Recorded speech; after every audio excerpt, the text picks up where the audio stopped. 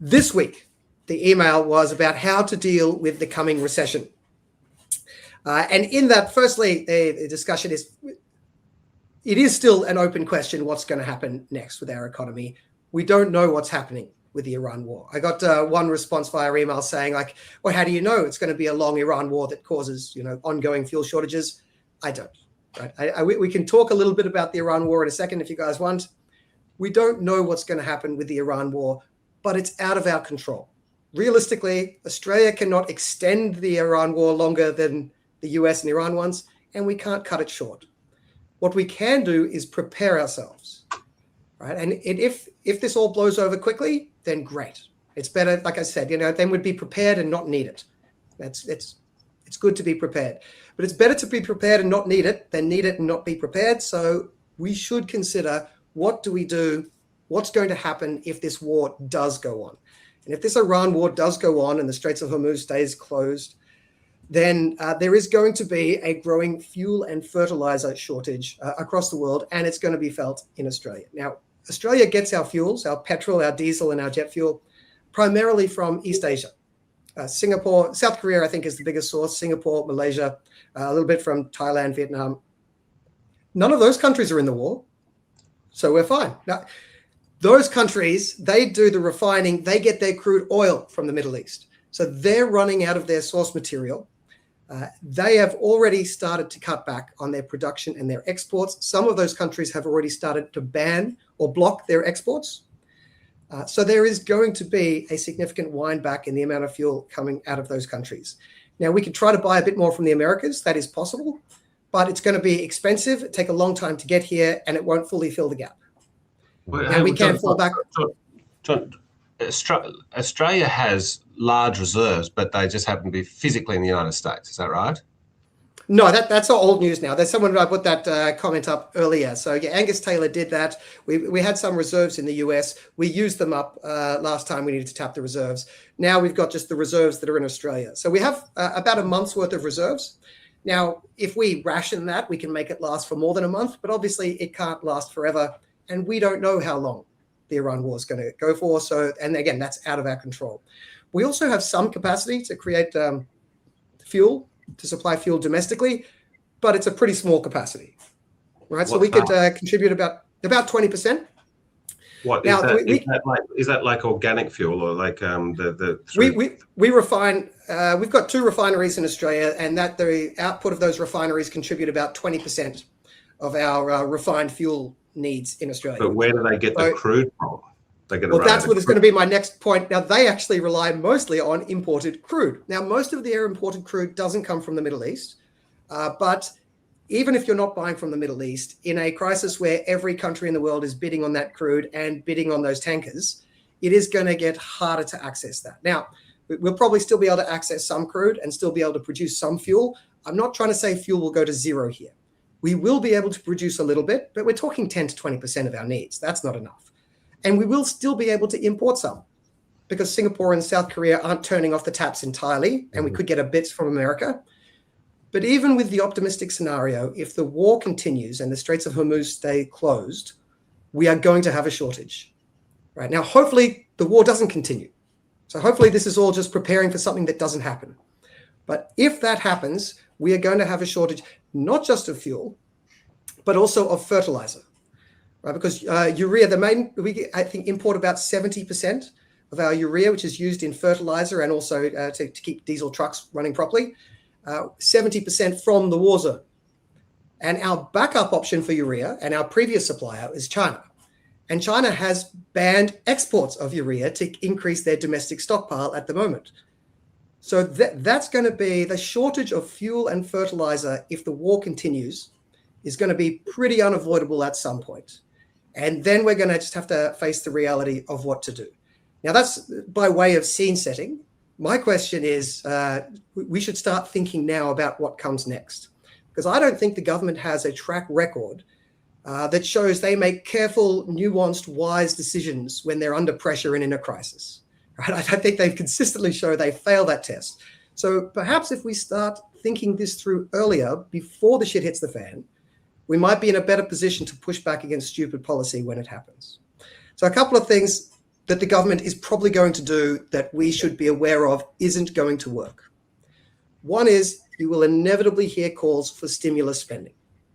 And this is going to be politically popular. All of the fake economists in the media are going to be talking about it with a very serious face on, using words they don't understand. Look, stimulus spending is a pretty ineffectual policy at the best of times, but it doesn't work in a supply crisis. Right? The theory behind it is if a recession is caused by sort of a lack of money, you pump more money into the system.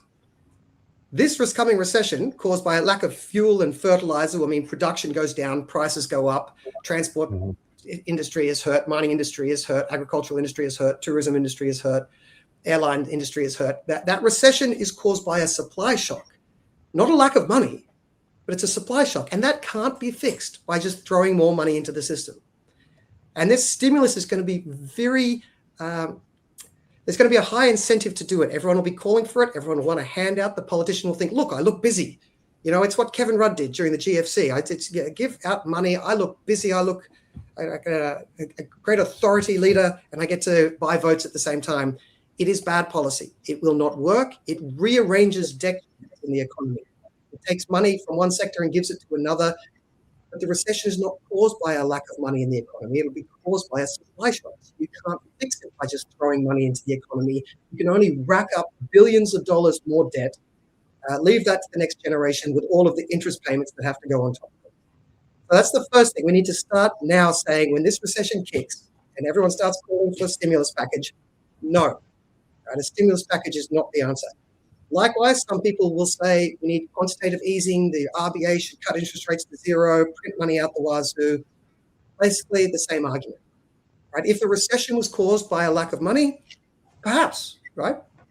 But this isn't one of those situations. This is a supply shock. So we're already looking at inflation running above trend. If we were to then just try to throw lots of cheap credit into the system, just chucking money into the system, again, it won't fix the underlying problem. So it won't help us, but it will put further pressure on inflation. Cost of living, food will go up even more. Your rents will go up even more. All right. So those policies are going to be very appealing in the heat of the moment. But I'd warn you now we need to steer clear of those two. The third policy that I warned against, and this one's going to be more controversial, is there's going to be a lot of instinct towards price controls. When petrol prices start spiking, diesel prices start spiking, food prices, a lack of fertilizer could significantly impact food yields. And then expensive trucking, a shortage of diesel and a shortage of AdBlue, which is the urea-based thing you need to add to the diesel trucks to get them moving. Less food, expensive trucking, high food costs. People are going to notice and they're going to get angry. And simple-minded people from the Green Left are going to say, oh, well, that's simple. The prices are too high. Just make them lower, right?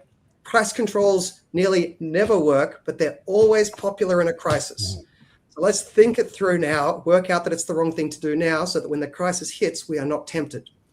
Now, when there is a shortage of things, which there's going to be, there's a shortage of fuel, or if the war goes on, there's going to be, right? Shortage of fuel, shortage of fertilizer, shortage of trucking, shortage of food.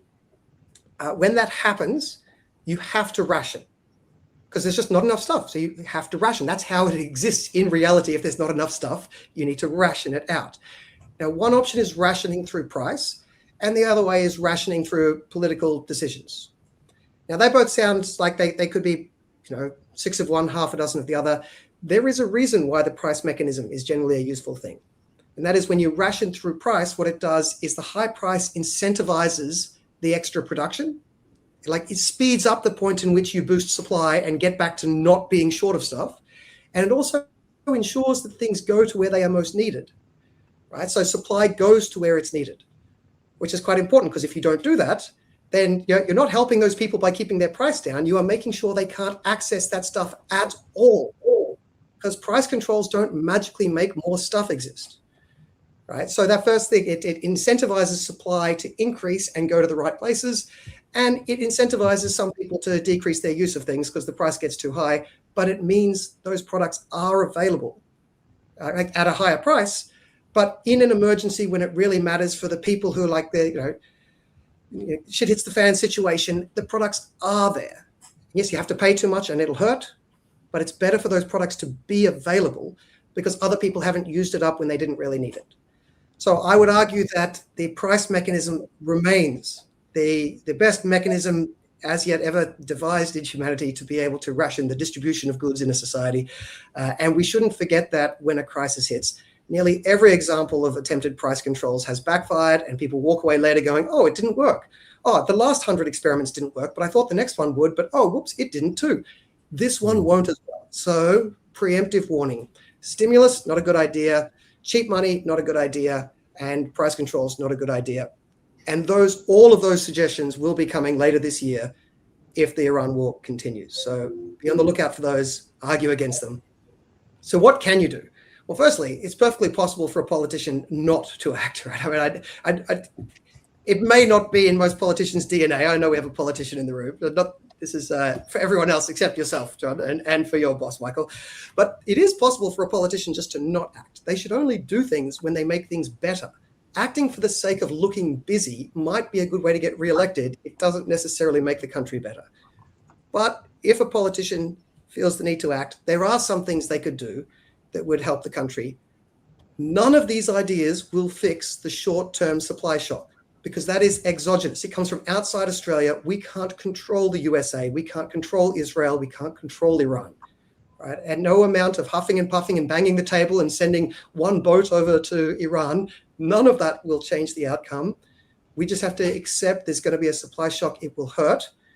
So my suggestions here aren't going to magically fix the coming recession, but they might speed up the recovery and put us in a better position for the next crisis. And that is the first one. If you're a regular listener, you'll be sick of me saying it. Income tax cuts. Now, I know it seems like I just segue that into whatever topic there is, but there is a good reason here. We've talked before about there's been a productivity slump in Australia for over a decade now, the lost decade. And if you want to get the economy going, get the budget under control, get nearly anything under control in this country, we need productivity to be growing again. And to get that, you need investment in innovation. And to get investment in innovation, you need lower taxes, less regulation, and cheaper energy. And so those are basically my three first suggestions, right? So we need lower income taxes, which applies to people who make new investments. They eventually pay an income tax on the proceeds of that investment. And so that's a way to incentivize that investment in innovation. Lower income taxes. That also gives some relief to the people who are suffering through the recession. But unlike the numpties in the mainstream media who think, oh, income tax cut is just a type of stimulus, it's not about a macroeconomic stimulus, because macroeconomic stimulus can't work with a supply shock. This is about microeconomic reform to boost productivity. It doesn't make the problem go away, but it makes us grow quicker out of it so we can recover quicker at the other end, and then hopefully continue on a growth path so our wages keep going up long term. All right, so income tax cuts. Second one, cut regulation on business. So those businesses, it's a little bit easier for them to stay afloat because they're going to be seeing their costs go up significantly and their customers disappear. This is going to be a tricky time for a lot of businesses. So at least we could do is give them less green and red tape to deal with to help them stay afloat during this time. And then there's going to have to look into some infrastructure, especially energy infrastructure, because our infrastructure in Australia has not kept pace with the growth in the population. And there's a lot of noise in the chat about the immigration issue. It nearly always comes up. And here it is again, in some way, shape or form, getting into the conversation. But yes, the infrastructure has not kept up, and especially with energy infrastructure. The difficulty with that one is it's not as obvious a response to the crisis because it takes a long time to see the benefit. That's true. And also it only works if the politicians are focused on the return from the investment and not some fanciful flight of fancy looking after climate change or equity or diversity or any of that sort of bullshit. If they're trying to do that, then all this investment space spending is kind of wasted. But proper public infrastructure like the energy sector, that could be another thing to look at. And lastly, we do need to reassess, because a lot of people are going to be talking about why don't we have more stockpiles? Why don't we have more domestic supply? Why are we so reliant on one corner of the world? All very good questions. And we should take this opportunity to explore those questions. Nothing we say about them now will fix the problem we face this year. But actions we take now might help us to be able to more easily address the next problem we face in some sort of future conflict or drama or disaster. So we should start talking about that. And I have no quick solutions on that, but we do need to be quite serious about which inputs do we want to not be at the risk of global sort of trade interruptions.